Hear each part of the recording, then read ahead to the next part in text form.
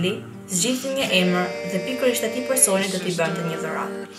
Ndërsa Krishtlindjet kishin kaluar, po fillonin sfida të reja, sidomos për vajzat, pasi po fillonte kampionati i përvitshëm i Don Boskos.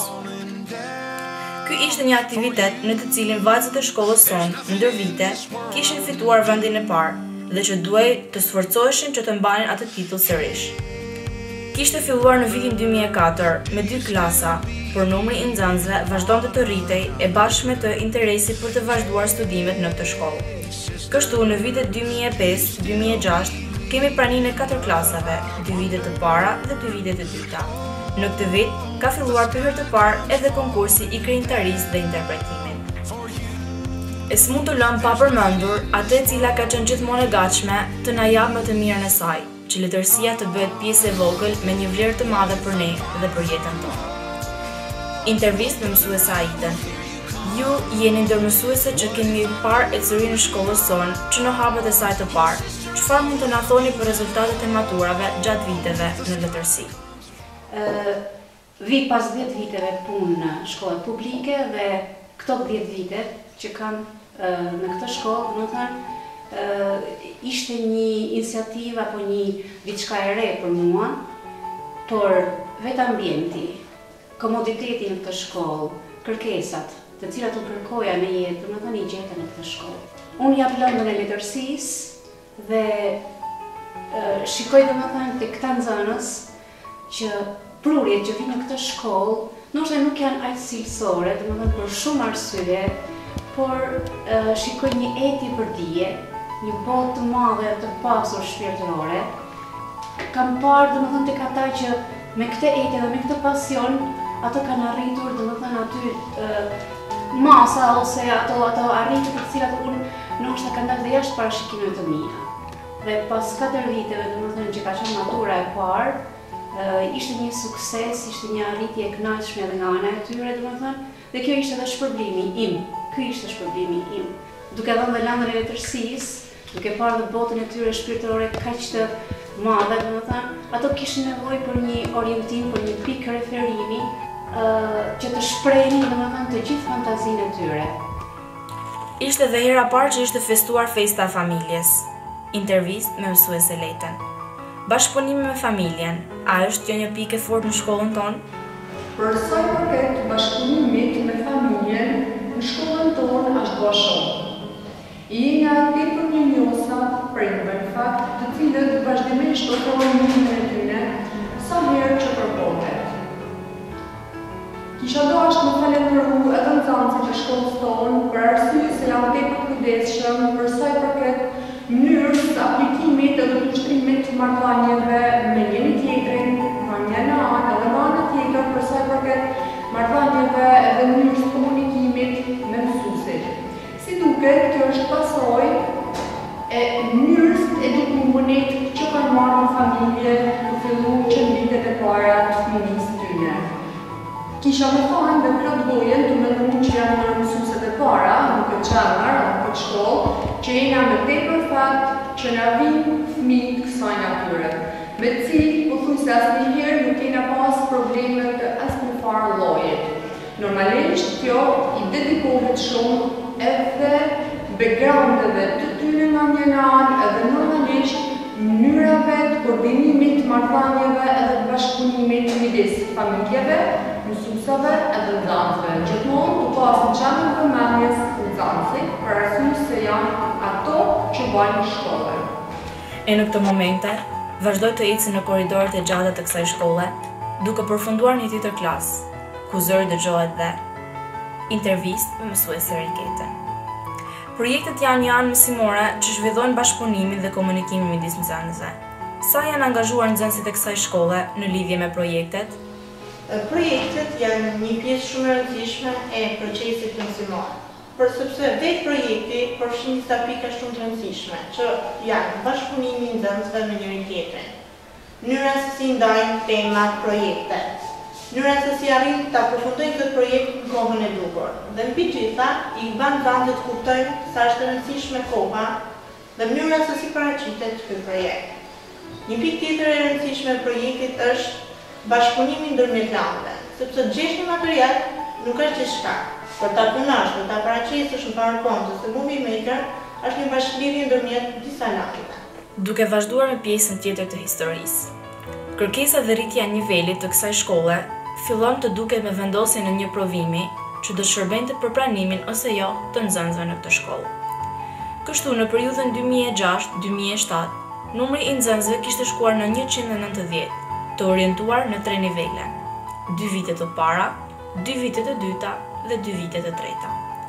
Që në ditët e para në këtë shkollë, më kishte bërë përshtypje shpërndarja disa librezave të vogla, që shërbenin për justifikimin e mungesave të nxënësve nga familjarët e tyre.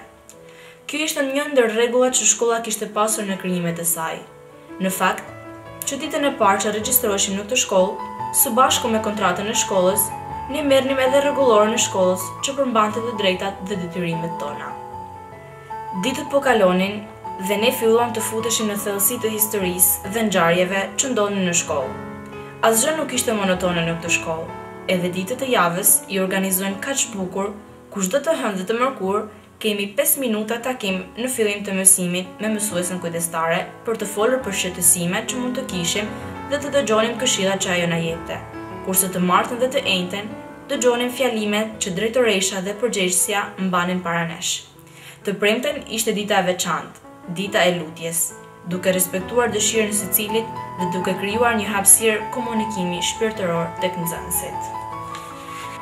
Në vitin 2007-2008, jo vetëm numri i nxënësve ishte rritur, por edhe ai i mësuesve, i cili kishte shkuar në 36 veta, kurse numri i nxënësve në 256 dhe kishte 4 nivele.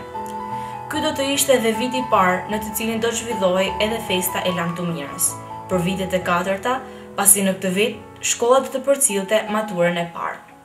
Në këtë vit do të bëheshin për herë të parë provimet e maturës dhe rezultatet që kishte marrë shkolla jonë nga maturat e para kishin qenë shumë të larta.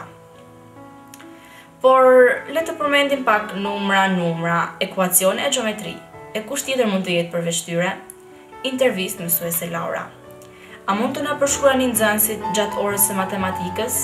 Pyetja është e bukur, por përgjigjja është e vështirë për mëdhenj, sepse matematikën kush e kupton më mirë si matematikë është e bukur, është më shtore.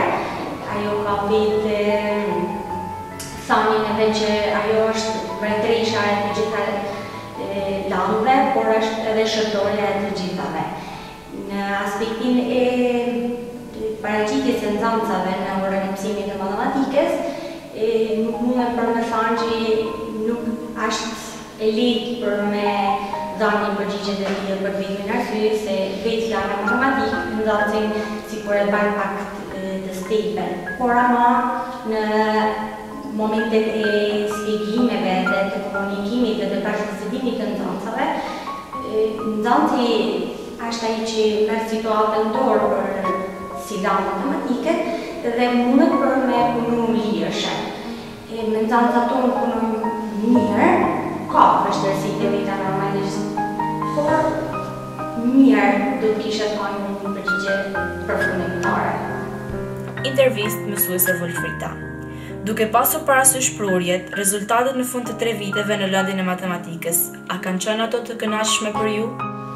Fillimi ka qenë i vështirë, pasi kena kaluar nxënës me nivele të ndryshme, dhe ndoshta fillimi ishte pak i vështirë, si për nxënësve edhe për mësuesve. Por në kalimin e kohës me një punë e madhe e nxënësve dhe një punë shumë madhe dhe mana e stafit, kuali që në fund të vitit të tretë, për mua rezultati ka qenë shumë i kënaqshëm. Biles për mua ka vënë një intensi edhe më e madhe, por sa me nxënësve të një parlamenti me vazhdu degën e matematikës dhe kanë arritur rezultate shumë të mira. Kjo e thamë në ose ishte të vërtetësi që fiqin fjallë më të mira për këtë nxënës dhe kjo ka vënë një intensi më të madhe që ka pasur në shkollë. Nuk mund të lë dot me një anë ato që kanë qenë, janë dhe do të jenë zemra e kësaj shkolle. Intervista me nxënësit. Uniforma perfekte e shkollës. Në një vendim ndryshe, mund të jenë gjinsa, këmish, me kollare të kuqe për vajza dhe për përjetë. Unë mendoj se uniforma perfekte janë pantallona dhe zi, si për vajza ashtu edhe për djem, edhe bluzë e bardhë. Si ndiheni në këtë shkollë dhe cili është vlerësimi juaj për të? Është viti 4 muaj që frekuentoj këtë shkollë dhe mendoj se vlerat që mund të transmetu janë tani shumë pozitive dhe mendoj se kjo shkollë ka shumë që më na ofron tonë si normë edukative dhe ashtu edhe vlerat mësimore.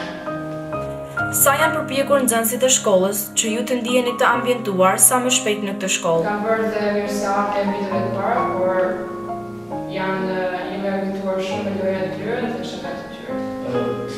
Shënjet është dhe pse në vit por, një shumë mirë me vitit e tjera, kam një shumë miqtëri dhe mësuesit dhe stafi pedagogjik kanë shumë sjellshëm në vitet e para. Intervistë me ish nxënësit. Përshëndetje, jam Silvia Gega, jam ish nxënëse e Gjimnazit Maria. Më kanë dhënë ca pyetje që duhet të përgjigjem, të cilave do të përgjigjem me shumë kënaqësi. Pyetja e parë, si bëhet i parë i kësaj shkolle, a mendoni se ka ndryshuar interesi për mësimin në krahasim me ju? Mendimi im personal është që interesi për shkollën faktikisht ka ndryshuar formë, por nuk mendoj që ka ndryshuar se sasi më shumë ose më pak. Mendimi im është që kryesiri që po vjen duhet të jetë edhe në fushien se që kemi qenë ne, që nëse nuk ke interes për shkollën, nuk do arrish të ecësh në jetë, nuk do arrish as të gjesh edhe një punë minimale për të ecur në jetë. Mendim është nga përvoja që unë kam pasur në universitet dhe jo se kam mësuar apo informacion të gjithshëm. Pyetja e dytë, a keni pasur përgatitjen e duhur për të përballur në universitetin pasi keni dalë nga zgjedhjet e këtij gjimnazi? Mendoj që kam patur përgatitjen e duhur për të përballur në universitetin, unë studioj inxhinieri elektrike në Politeknikun e Tiranës. Kam ecur shumë mirë me mësimet dhe mendoj që bazat që kam marrë nga Gjimnazi Maria kanë ndihmuar shumë, kanë qenë baza shumë të forta, ku unë sot kam treguar specifiket të universitetit. Momenti më i bukur që keni kaluar në këtë shkollë? Momente ka shumë momente të bukura që kam kaluar në këtë shkollë, se ka qenë edhe shkolla që nga ka dhënë mësim me kalu momente të bukura. Po unë më mend gjithmonë kanë qenë bisedat që bashkë me mësuesat, me gjithë mësuesat. Unë lafshim me gjithë klasa bashkë edhe mashim një temë, duke di që o shqetësote ose ishte gëzim për gjithë. Bisedoshim gjithë asaj temë. Këshilla juaj për nxënësit që do të vinë më pas? Këshilla jame është që t'jenë të lirshëm për çdo gjatë, ta kenë domethënë të ditën se do t'jenë një shkollë që i mirëpret, edhe mos kenë frikë për asgjë, vetëm se atë duhet përshënojnë te ato mësime.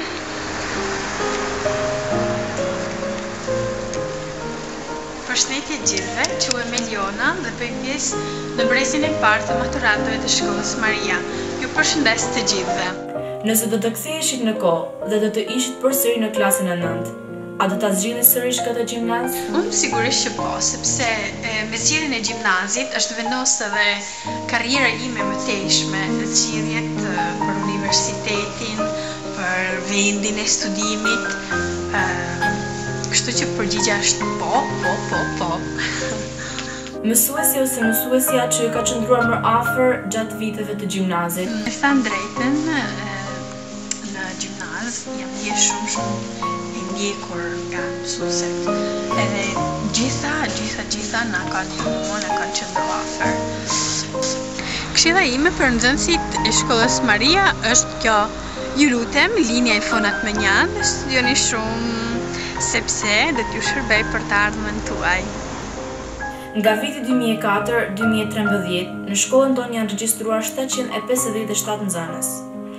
Teksa udhëtimit tim në këtë shkollë po vjen fundi, kujtimet, momentet e paharrueshme, lojrat e shumëllojshme, aktivitetet formuese, takimet e përvitshme me prindër, gjithçka, nga detajet më të vogla deri tek ata që lën gjurmë, trokasin furishëm në mendjen dhe në zemrën time, duke më bërë të kuptoj që vitet 2011 dhe 2014 do të mbesin përjetësisht pjesë e imja dhe pavarësisht çdo gjëje do të jem përjetësisht pjesë e kësaj shkolle. Udhëtimi im po mbaron, kthej kokën rreth e rrotull e pastaj drejtoj nga qielli, i cili bart mira kujtimet tona, mësime, momente, grindje, buzëqeshje, lot. Një jetë, një ardhme. Faleminderit dhe gëzuar 10 vjetorin Maria Ndihmëtare.